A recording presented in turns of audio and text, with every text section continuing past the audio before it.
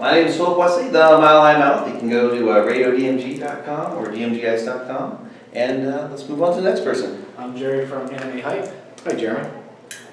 I'm Marcus Hanks from Kaiju County. Marcus. I'm Kelly from Kaiju County. Hi, Kelly. Kyle from Broken Analog. What's up, Kyle? I'm also James from Broken Analog. You're also James? Oh, I'm also from Broken. I'm sorry. I'm James. I'm also from Broken Analog. Okay. You only lost 5 points. You're still, you still make a 95, and if you get the bonus, you'll get 100. James didn't make us later. Oh, okay. So, you want to start the questions? I guess we're going in this way. This one. We're starting with your 12 o'clock. 12 He's and 3. Yeah. How about the 12 or 0? No. You should be here for 12 o'clock. You want to change? Okay. 12 o'clock. I'm 12 o'clock. Okay. Welcome to the 12 o'clock meeting. I'm 12 o'clock. I'll be yours host. So, Yes. just to start this out, just in case any of our studio audiences or video audiences aren't familiar with who you are and what you do, who are you and what do you do? My name is Vic Mignogna. My name is Sonny Strait. I am primarily a voice actor and director, and I'm also a cartoonist. My cartooning work mostly has been through ElfQuest, which has been published at Warp Graphics and DC Comics. And I'm also a colorist. I'm coloring ElfQuest at Dark Horse right now. And I have my own series, We Shadows, that was published by Tokyo Pop, that was nominated by the American Library Association for Best Graphic Novel of 2008. But mostly I'm a cartoon voice actor, known for Krillin from Dragon Ball Z, Usopp from One Piece. I was the original Toonami Tom for Cartoon Network. What else? Koro Sensei from Assassination Classroom, Mace Hughes, Full Metal Alchemist. Gosh, tons. Somebody had put every character they thought that I did. So I've got all your characters on here. And I'm going, how many are 67? Nope. That's close though. You're almost halfway. But you also have to count the characters that I do under an assumed name. Like a lot of bit parts I'll do under the name Cool Das, Kuldas, who's already got a lot of internet credits now. Sounds like a young me. When I used to be a religious educator for a Denton Unitarian Universalist church, and the Unitarians don't really believe in anything, they just have their suspicions. And we got to meet a lot of religious leaders from different religions. And my family became very close with the leaders of the Hare Krishna temple in Dallas. These guys are the sweetest people. And we were at a party and I said, is it wrong to want to be a Krishna devotee just to get one of those cool names you guys have? And he goes, do you want the cool name? It's the president of the Krishna temple. And I said, yeah, it'd be cool to have a cool name. He goes, then your name is Kuldas. It means servant of God's dynasty. It's a perfect Unitarian name. I was like, oh, cool. So Kuldas is my other name. So I think that's me in a nutshell. Oh, I'm just So you mentioned your graphic novel and or your publishings. Any of those would you want to see turned into a series? And if so, what character would you most want to do? That's a good question. Well, I would love to see We Shadows done as an anime because I own the rights to it and I'd make more money. And I would like to play this character James, which I modeled after myself, if I had gone another path in life, which was to be an accountant. And he's not very happy as an accountant. I get Yeah. But yeah, and but the thing is, like, ElfQuest, Wendy and Richard Pini, the creators of ElfQuest, have been trying to get that made into a movie for years. They came really close. Warner Brothers optioned it twice recently, but they finally said no because they were putting out The Hobbit, and they couldn't put out 2 fantasy shows at the same time. But for me, I always thought ElfQuest is great as it is. It doesn't need to be made into a movie. Because I'm a big fan of comics and the medium itself. Right. It doesn't need to be validated by being in a movie. The same with my own work. I'm very happy with what I've done. It'd be cool to have a gravy train like that, make some money. But honestly, I like creating comics and I like living in that world. So the money is, I don't care if it's ever made into a movie. So how have you seen yourself evolve over the years, and what challenges did you face when going from being voice acting to also then directing? Yeah, directing is really good for voice actors. I directed about 10 years ago. I did a lot. Maybe it's even longer than that, Sonny. Oh, gosh. been in this business too long. But I directed like a lot of the Dragon Ball episodes, and I directed a lot of the Lupin the Third movies that Funimation had back in the day, and I played Lupin. So directing is something I'd already done, but I came back to it about 10 or 15 years later, just recently, and it's really cool because when you're directing actors, you start adding things to your own palette, because you're like, oh yeah, that's an interesting way to approach it.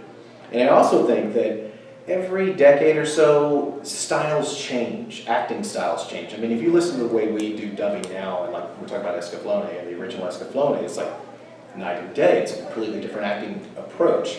And when you've got the new kids coming in that you're directing and people have been in for just a couple of years, you're like, oh, I see what your kids are doing. That's cool. You know, you can add that to your palette as well. So it's, and I have seen actors that I thought were okay actors, but after they directed, they're amazing. Yeah, so it's a good thing to do. Now, evolving, I don't know. I think I'm a little more comfortable in my skin than I used to be, and doing these panels and conventions. And I remember back in the old days, every panel had a moderator, you know, and the moderator would ask you questions. It was like a talk show, basically. And they don't do that anymore, but I remember the first time it happened, and I was in Australia, and I go up there and I said, where's the moderator? And they said, oh, just get there and speak. I went, okay. So I took the mic and I started asking questions, and I had a blast. And from then on, I said, I don't want a moderator, I just want to do it. Because it goes faster, it's better, and I can relate to the people easier. And I think also more people get a chance to ask questions that way too. When you have a moderator, like I said, it becomes kind of a talk show, and so a lot of people don't get a chance to say anything. The industry itself has evolved a lot. It wasn't an industry when I started.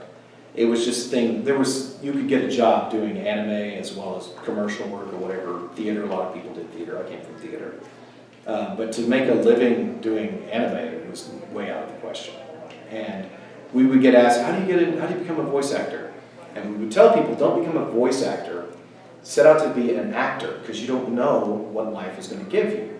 However, now I might say, yeah, you could probably stick to just anime voice acting, because there's a lot of work out there for you.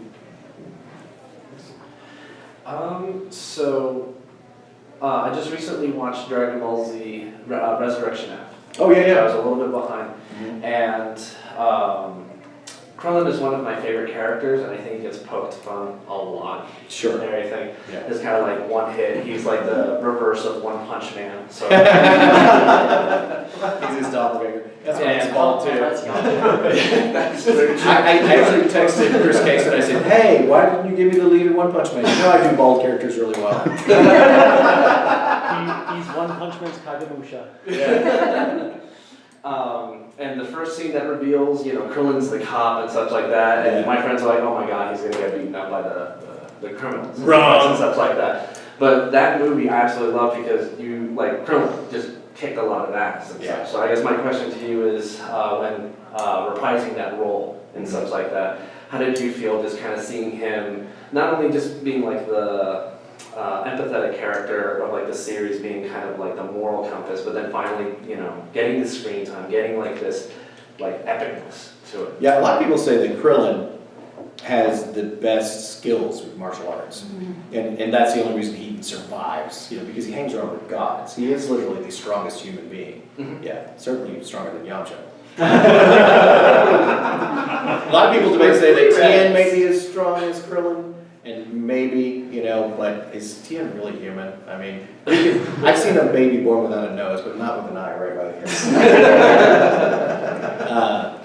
the the thing about Krillin, though, is a lot of people call he's a wuss or whatever. He's not. He's obviously not. And he's also, I've said this many times, that Krillin is the definition of courage. Because courage is not being without fear. Courage is being afraid and doing what you got to do. And Krillin will rush in knowing he's going to die, knowing he is, just to buy his friends and family a moment to get indoors, and then he's turned into chocolate. But he knew this would happen, and so to say that Krillin is a coward is, you don't understand the definition of courage then, But yeah, it was good to show what Krillin can do. You know, he still ran into the side of a cliff at one point. Yeah. But it wouldn't be Krillin without that. Right. And a lot of people, somebody asked me on Facebook once, does it bother you that the badass character you play, Bardock, gets so little screen time, whereas Krillin, you know, gets all the screen time and he's a wuss? And I went, no, because when you play a character like Bardock, you're always on this level. You stay on this level the entire time. Whereas Krillin is like, good God, you know, he's a ball of kids, right? And it's a blast to get your ass kicked when you're just acting it. And Krillin gives me many opportunities to do that. And actually got me a job on a video game called Explosion Man. Explosion Man makes a lot of weird, crazy, wacky noises. And because of the years of being a goof on Krillin, Chris Savage, who's directing that that video game, said, "Oh, it's got to be something." So that helped me get that. Also, I think it helped me get Koro Sensei as well. Well, since this is Non-Descon's 20th anniversary, this is a pretty good convention so far, what is your opinion of this convention so far in Denver? Oh, I love Denver. I'm moving here in a minute. This is a great con, and I'm glad to see it growing so much. Last time I was here was 2 years ago, and it was in another location. But it's grown so much in those 2 years that it had to come move here.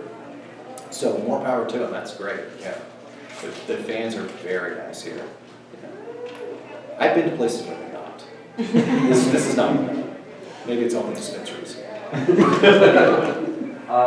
So I wasn't going to talk too much about Dragon Ball Z, but there's, with Super coming out and the whole dimensional universal things, do you think that Bardock might be coming back as part of one of those, the universal tournament? I don't think that that's settled. I would love to do Super, you know, when it's still kind of waiting.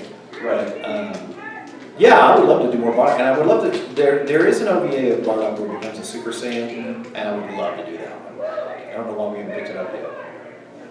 Well, being that you're a cartoonist, that creative type both in the booth as well as with... In the bedroom. Don't know that personally, but sure. I'm sure the rumor perceives it. But the interesting thing of it, I think, is that you have such diversity. Do you take that into the booth with you when you're looking at the artwork? Like, wow, I wonder why they made those decisions, like what you do? Yeah, it's a good question because they do feed on each other. And I was a cartoonist, I was a published cartoonist before I was a voice actor. Oh, nice. So to get into the head of cartoon characters was natural to me. And I was also a puppeteer, which takes care of the flap work. As I think any creative person can be good at anything creative if they spend the time to work on it. And like everyone at Funimation is good at not just voice acting, a lot of them are musicians or writers and things like that, because I believe it comes from the same source. And then it's just how you want to present it. You know, creativity is creativity. But yeah, it does feed on it. Like when I'm like directing now, it's affected the way I draw at home, you know. And also I think my drawing has affected the way I act as well. If I look at a character on a screen, I give a voice to the way the character looks, and it's really easy for me to use it as an avatar to just jump inside of it, which might be why I don't play many video games, because I get enough of it at work.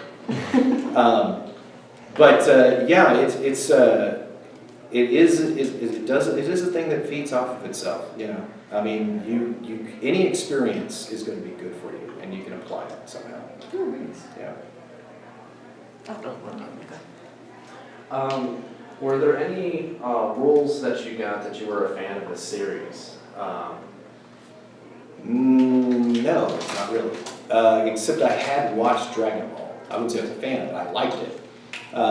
But I didn't, I won't say I wasn't a fan, but I didn't know what it was. This was years ago, this is how old I am. Before I was working at Funimation, I had rented a VHS copy of Dragon Ball to watch at home because it just looked like a fun little cartoon.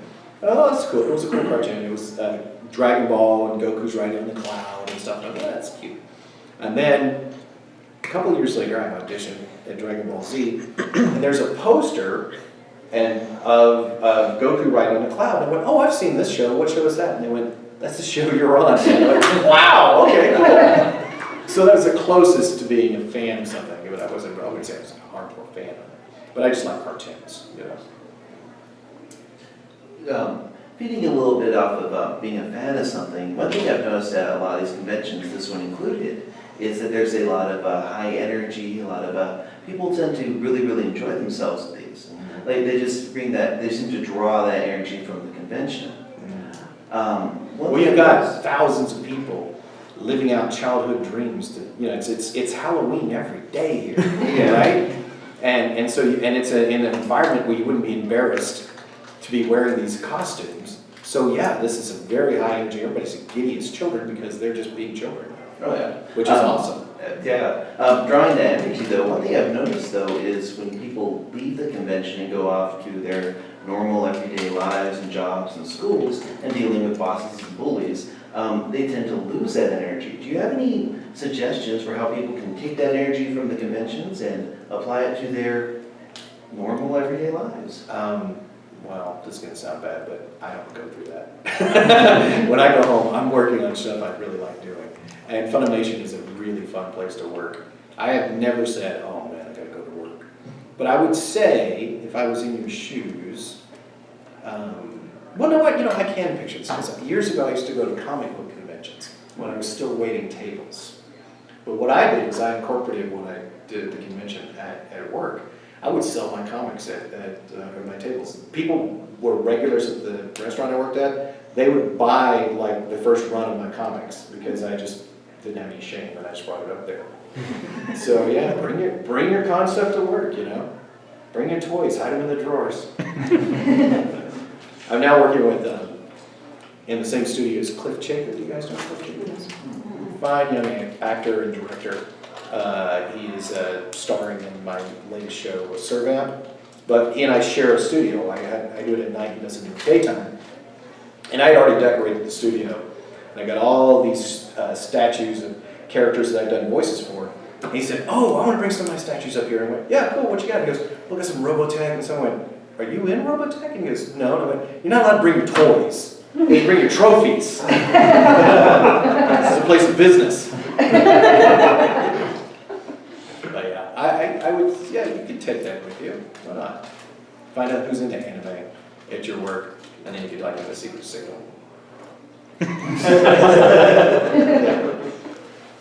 So with all the changes in technology and everything for the past 20 years, it's become less of a people person job. You tend to do it all at home or...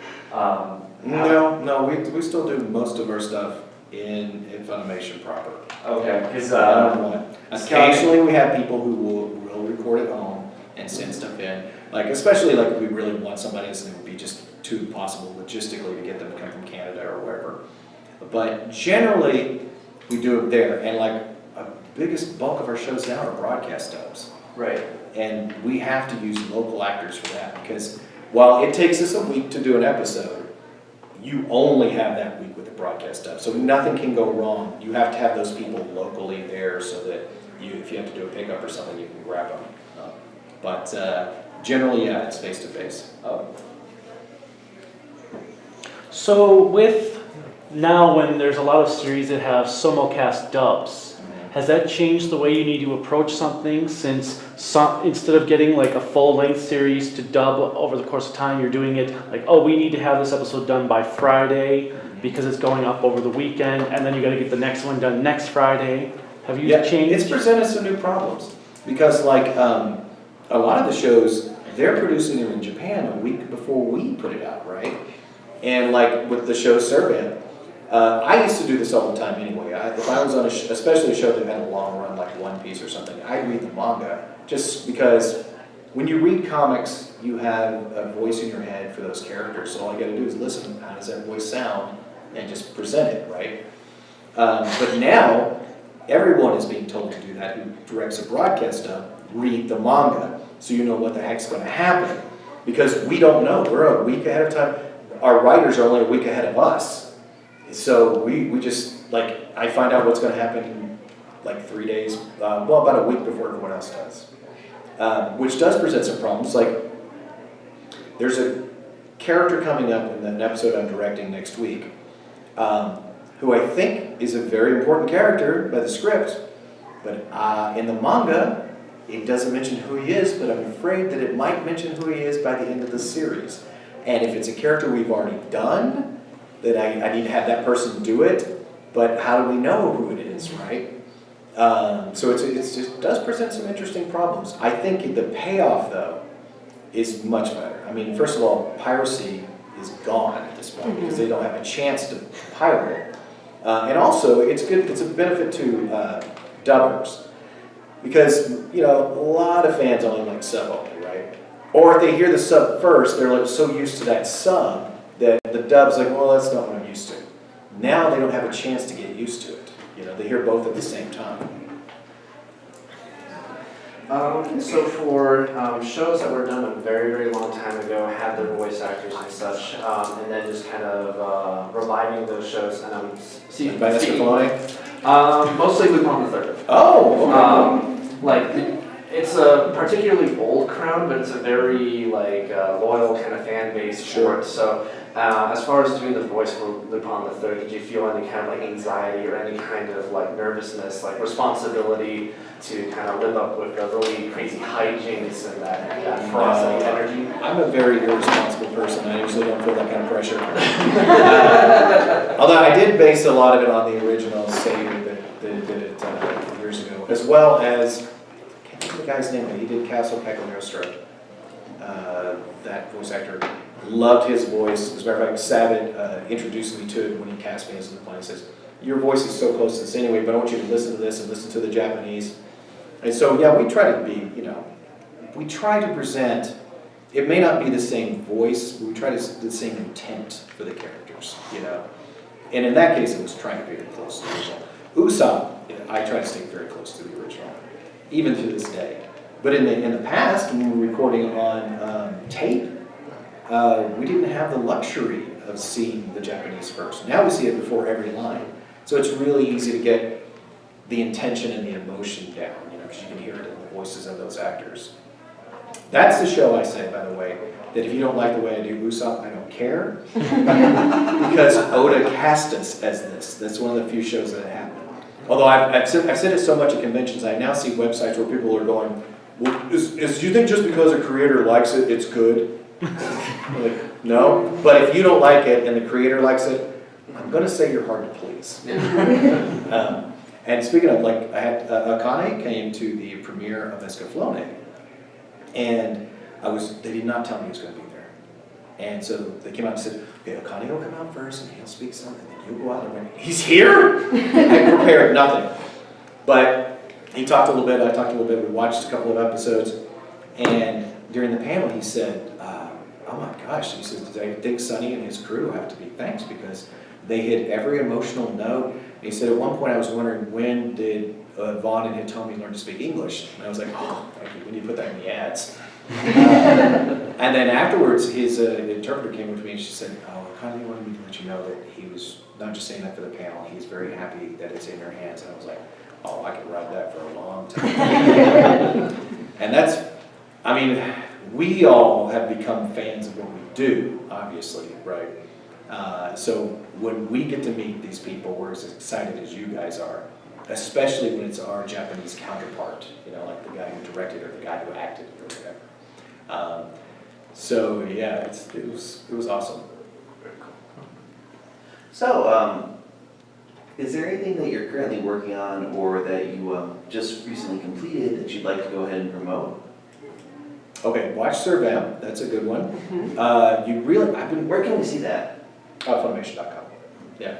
Also, you can see Rage of the Bahamut is one of the best shows that I've ever directed, and it's so unknown. And it's based on a card game, right? But you would not know it watching it. The animation, it's like Disney did an anime. It is very slick, very cool, and it's I don't know if you're a fan of spaghetti westerns or not, but I am. It's like those old spaghetti westerns meet high fantasy. So it's like the Old West with dragons and demons and gods and stuff. And Ian Sinclair plays the lead, and he is brilliant in this. The character, I thought when I first watched it, I said, he's kind of a Lupin the Third type, right? So the person to beat in the auditions was me, because I want that part. And I listened to a bunch of people audition, I went, it's gonna have to be me, you guys are not even close, you're not nailing it. And I told my producer, Zach, and he goes, what about Ian Sinclair? Did he audition? I went, no. I said, but he's Brooke, that's not the voice I'm looking for at all. And he goes, no, pull up Space Dandy. So we watched Space Dandy. I heard 2 sentences and I said, is he available? I said, I'll find out for you. So it's not Lupin the Third, but it is so fun and so funny and it's much better than what I would have done to it. And I'm so pleased that he got onto it. And I'm now starting to take it to convention. I took one a couple of weeks ago. And I would like to take it to more, just to introduce people to it. Because I know that if I'm doing a panel and I'm there, they'll come at least to see me. And then I can introduce them to this. I want to do that with other shows too. Because there's a lot of really good shows that just people don't know about. They kind of go under the radar. That's all the time we have for this walk. Well, thank you guys very much. I had a good time. Thank you.